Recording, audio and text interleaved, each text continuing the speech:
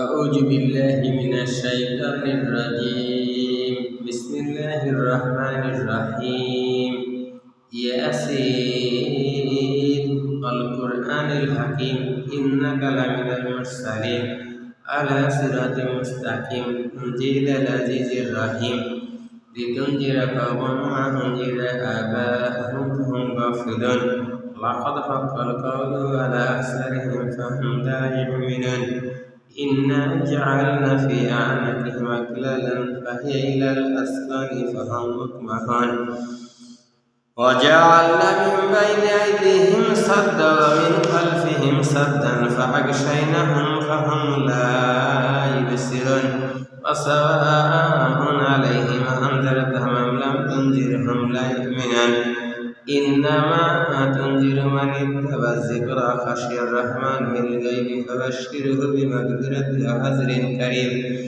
إنا نحن نحيي الموتى نكتب ما قدموا وآثارهم وكل شيء أحصيناه في إمام مبين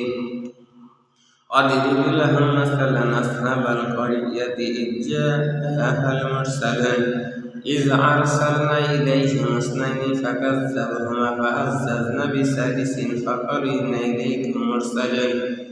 قالوا ما أنتم إلا بشر مثلنا ما أنزل الرحمن من شيء أنتم إلا تكذبون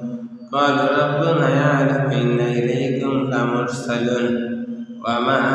علينا إلا البلاغ المبين قالوا إنا تطيرنا بكم لئن لم تنتهوا لنرجمنكم وليمسنكم منا عذاب أليم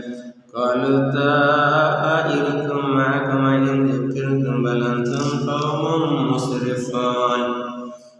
وجاء من أقصى المدينة رجل يسعى قال يا قوم اتبعوا المرسلين اتبعوا من لا يسألكم أجرا وهم مهتدون